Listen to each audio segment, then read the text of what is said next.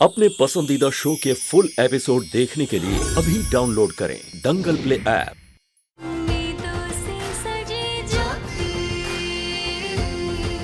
अब आपको जवाब ज्योति नहीं, अब आपको जवाब मिसेस ज्योति वेदांत सिन्हा देगी।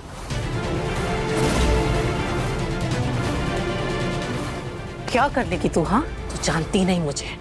अरे जब हेमा धरती पे कदम रखती है ना, तो तेरी जैसी 436 उसकी एड़ी के नीचे आके कुचली जाती है, मसली जाती है और किसी को आवाज भी नहीं आती। तो ज्योति की जोत बुझाना मुझे आता है।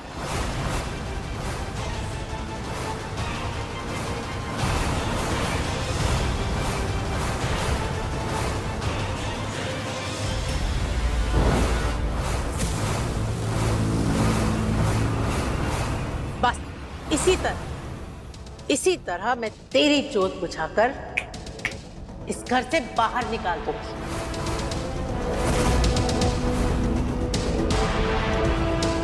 मामी जी,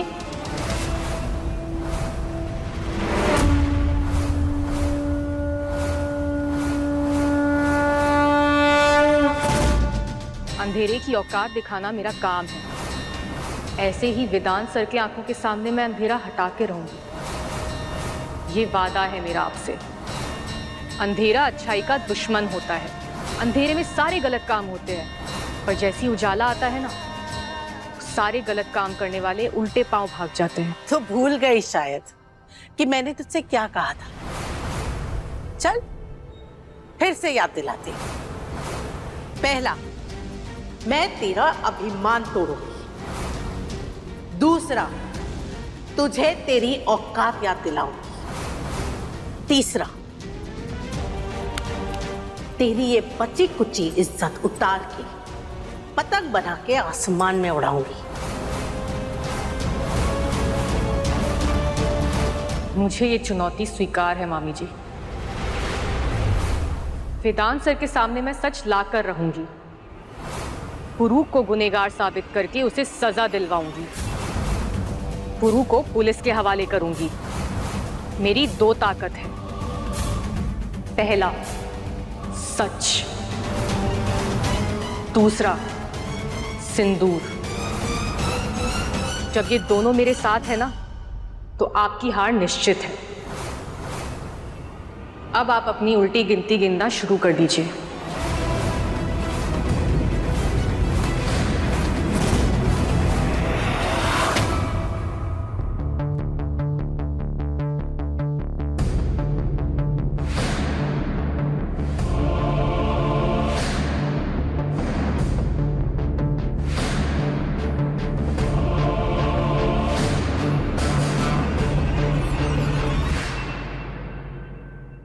ज्योति, क्या कहा मामी ने? सब ठीक है ना? क्या हुआ ज्योति, तुम चुप क्यों? कुछ बोल क्यों नहीं रही? क्या कहा मामी ने? कहीं उन्हें पता तो नहीं चल गया कि एसिड अटैक के पीछे पुरु का कोई हाथ है? वेदांत सर, उन्हें सब पहले से पता है।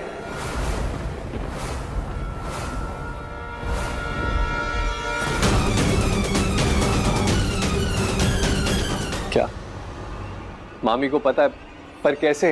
ये बात सुन के जितना आप हैरान हो रहे हैं, वो खबर जब मामी जी को पता चली तो वो इतनी हैरान नहीं हुई। बल्कि उन्होंने अपने बेटे को बचाने के लिए अपना मुंह बंद करके दिमाग चलाना शुरू कर दिया।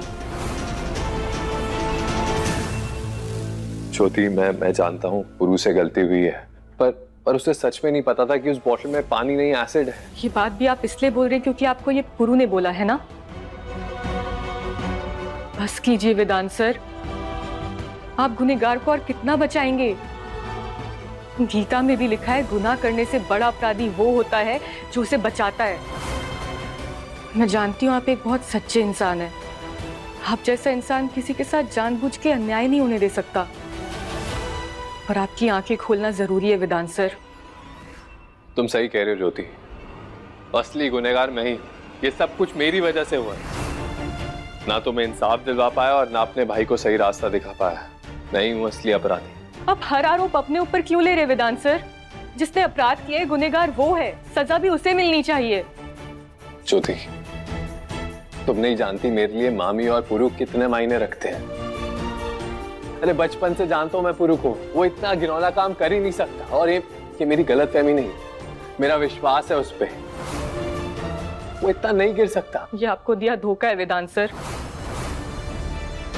गलत फहमी आपकी। मेरा यकीन कीजिए, पुरु ने मुझ पे जानबूझ के एसिड फेंका है। मैं जानती हूँ कि हमारी शादी चाहे जिन भी हालात में हुई हो, पर हमारा रिश्ता, हमारी शादी सच है। आप मुझे कुछ मानते हैं ना? उस विश्वास के नाते आप मुझे एक दिन का वक्त दे सकते हैं। सिर्फ 24 घंटे मांग रही हूँ आपसे। मैं वादा करती हूँ, इन 24 घंटों में मैं सच साबित करके रहूंगी। मैं साबित करके रहूंगी कि पुरु ने पूरे होशो हवास में जानबूझ के मुझ पे एसिड फेंका था।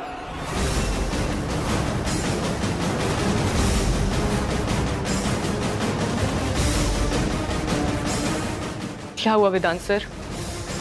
अपनी पत्नी को सच साबित करने के लिए 24 घंटे नहीं दे सकते?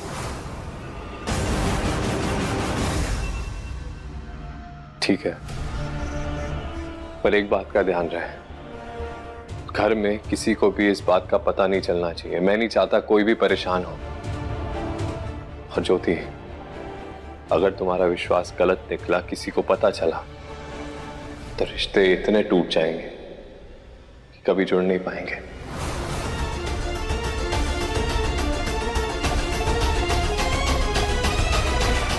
मैं वादा करती हूँ, मैं ये किसी को नहीं बताऊंगी।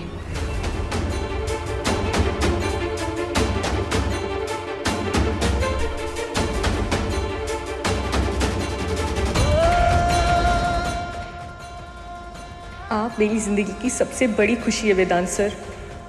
आपको दर्द नहीं देना चाहती, लेकिन सच सामने आना भी जरूरी है।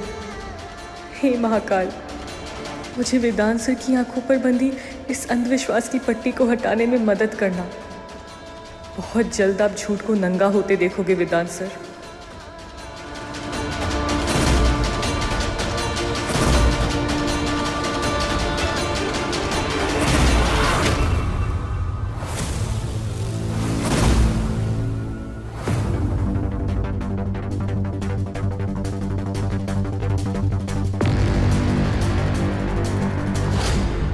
क्या बात हुई आपकी उस ज्योति के साथ? अरे क्या फर्क पड़ता है क्या बोली वो लड़की? जवाब हम देंगे। वो ठहरी गरजने वाली बादल और हम बरसने वाले तूफान। माँ, मुझे साफ साफ बात बताओ कि क्या बात हुई उस बदसूरत लड़की से? अरे तुम्हारे गुस्सा होने से वो तुम्हारे दुश्मन की सेहत पर कोनो असर नहीं पड़ेगा, उल्टा तुम्हारा खून जलेगा। तुम चिंता मत करो। अरे तुम्हारी माँ है ना, सब संभाल लेगी। चिंता नहीं, चिता सजाऊंगा मैं उस ज्योति की। मेरी आंखों में उसकी तबाही है। आप मुझे बता क्यों नहीं रही कि क्या बात हुई है उससे? तू पहले शांत हो जा। ऐसे गुस्सा करने से कुछ नहीं होगा। अरे तुमको क्या लगता है कि कोई तुम्हारा बाल भी बांका कर सकता है? तुम्हारे सामने ये लोहे की दीवार खड़ी है, इसको पार करके आना आसान काम नहीं है। बस माँ, मुझे अब किसी के सहारे की जरूरत नहीं। अब अपना बचाव मैं खुद करूंगा। पिछली बार उसकी बहन के लिए था, पर इस बार तेजाब इस ज्योति के लिए होगा। और इस बार चीते नहीं, बारिश होगी तेजाब की। चीखेगी, चिल्लाएगी, जलकर राख हो जाएगी। तब जाके शांति मिलेगी पुरु सिन्हा को। तुम्हारे दिमाग की टुकटुकी फट गई है का? तुम ऐसी कोई बेवकूफी नहीं करोगे। तुम्हारी माँ है ना, वो सब संभाल लेगी। अरे जरूरत पड़ी तो पूरी दुनिया को आग लगा के रख देंगे हम, पर तुम्हारा बाल भी बांका नहीं होने देगी। देख बेटा, ऐसी कोई गलती मत करना जिससे तुम फंस जाए। नहीं माँ, अब आप देखती जाओ कि पुरु सिन्हा क्या करता है।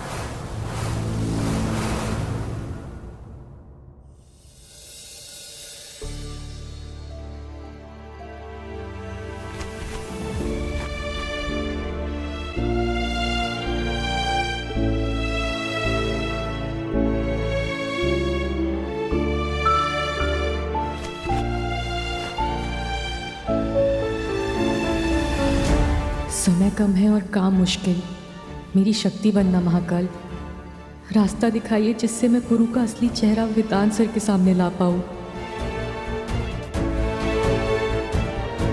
ये तुम्हारी गलत फहमी है ज्योति। जैसा तुम सोच रही हो पुरु वैसा नहीं है। उसका गुस्सा तेज है लेकिन वो ऐसी घटिया हरकत नहीं कर सकता। मैंने सोचा था तुमसे शादी करूंगा और सारी चीजें धीरे धीरे शांत हो जाएगी, पर यहां तो हर चीज उल्टी होती जा रही है। महाकाल जी, ज्योति को सही रास्ता दिखाइए ताकि ये घर टूटने से बचे।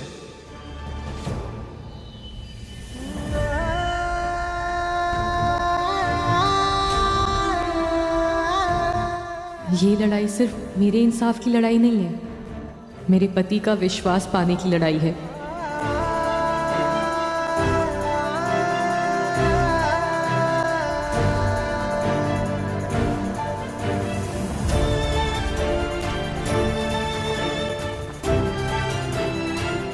कल चाहे जैसे भी हो, मुझे सच को बाहर लाना ही होगा।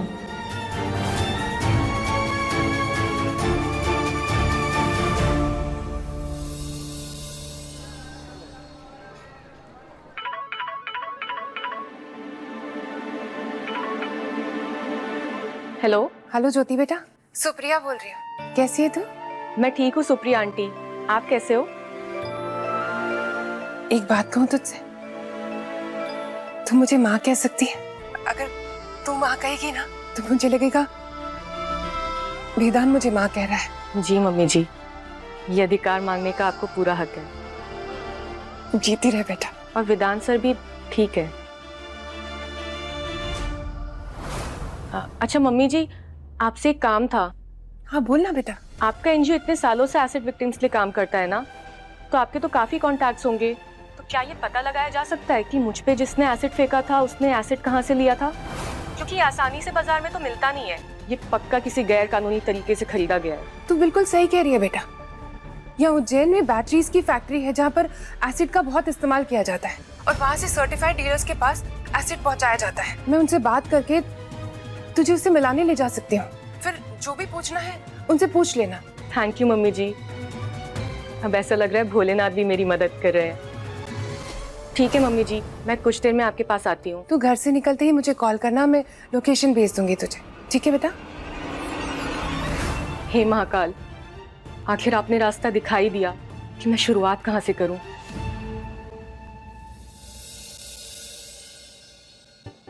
हाँ, ये फूल उधर रख दूं। और हाँ, आज भोग के बाद लंच में आलू पूरी ही बनेंगे। ओके ठीक है। ज्योति,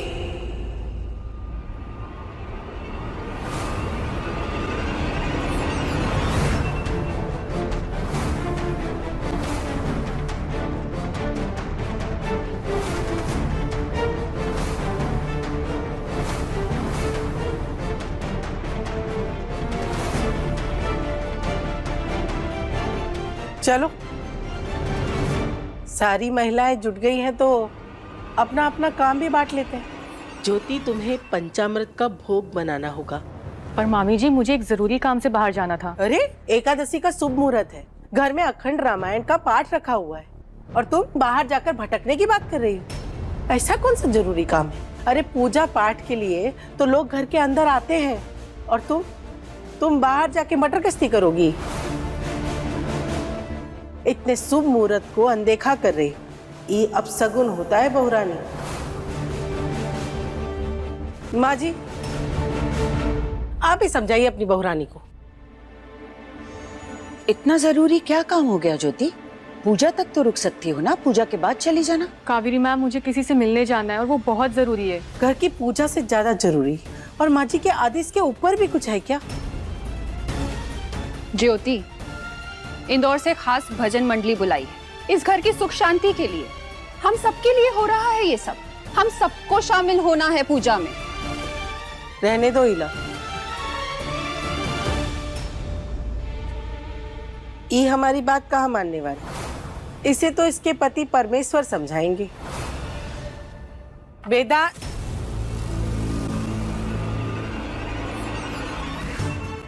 देखो ना वेदांत, घर में इतना बड़ा अखंड रामायण का पाठ रखा है और ये है कि बाहर जाने की जिद लगाए बैठी है।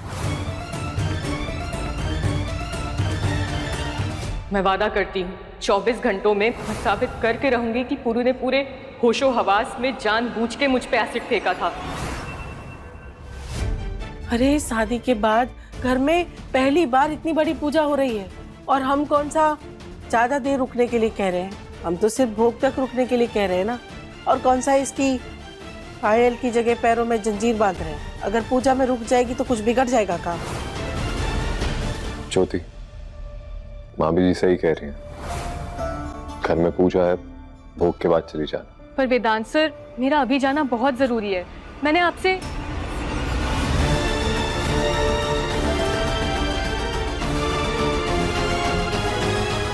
ये लीजिए भोग का सामान। लाओ हमें दे दो। ये देख, भोग का सारा सामान भी आ गया। अब तो नई बहुरानी ही भोग बनाई। अरे माँ जी, एक बात और याद आई, इसी बहाने बहू की पहली चूल्हा चौका चढ़ाने की रस्म भी हो जाएगी। बिल्कुल सही बात है। सारा भोग नई बहुरानी ही तो बनाएगी। ज्योति, लग जाओ काम पे। ये लो, अब जाओ जल्दी से भोग बना लो।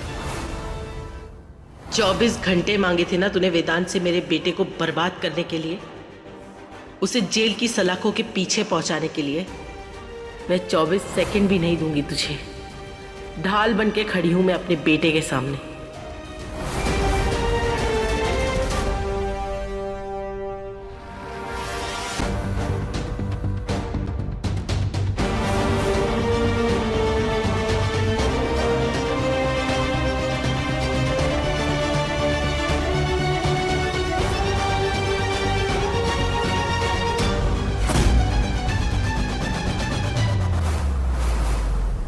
तुम लोगों से जैसा कहा ठीक वैसा ही करना। आज रात ये ज्योति बचनी नहीं चाहिए। अगर पंचामृत का भोग जल्दी से बना लूंगी तो मम्मी जी से जल्दी मिलने जा पाऊंगी।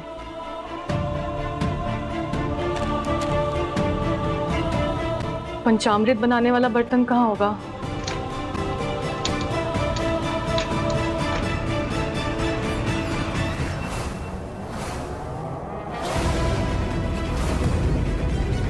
बर्तन में तो छेद है।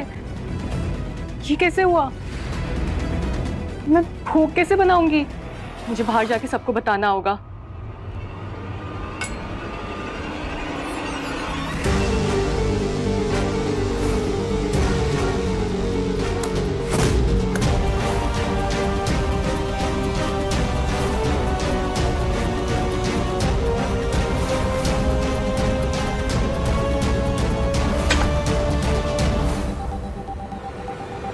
क्या हुआ ज्योति? क्या सोच रही? तुम्हें क्या लगा कि तुम यहाँ से फटाफट भोग बना के एक्सप्रेस इंजन की तरह रफू चक्कर हो जाओगी? हम जब कोई खेल खेलते हैं ना, तो 4 बाजी आगे का खेल पहले से ही अपने दिमाग में सोच कर रखते हैं,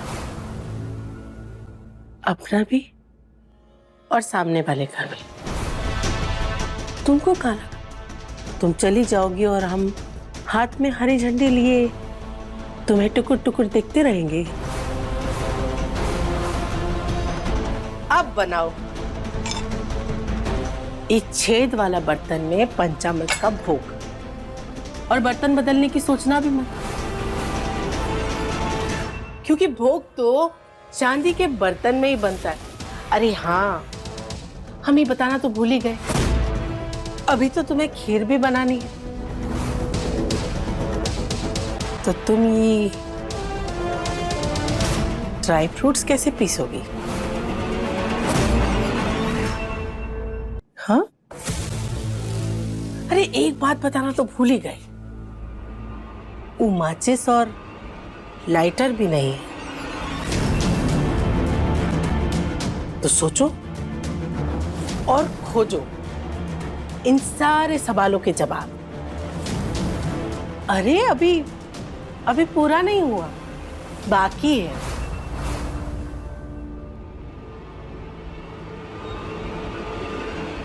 ये क्या कर रहे हो?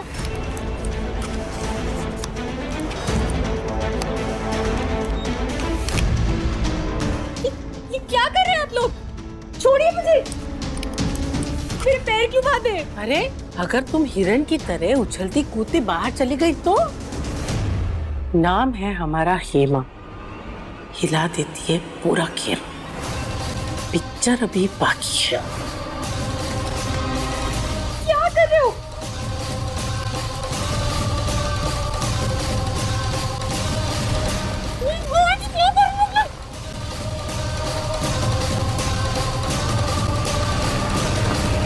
हो गया। अब इलो, बनाओ अपना पंचामृत का भोग और खीर। Tata, bye bye. और हाँ, अगर किसी चीज की जरूरत पड़े तो हमसे उम्मीद मत रखना।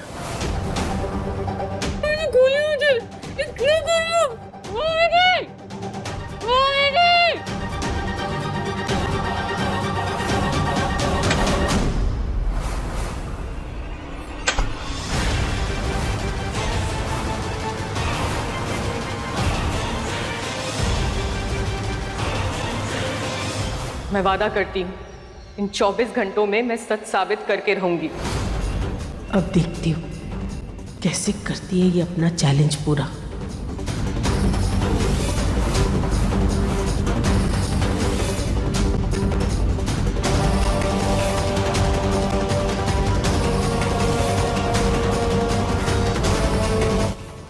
हे महाकाल, अब क्या करूं? भोग कैसे बनेगा और मैं मम्मी जी से कैसे मिलने जा पाऊंगी? भोलेनाथ, अब आप ही कोई मदद कीजिए।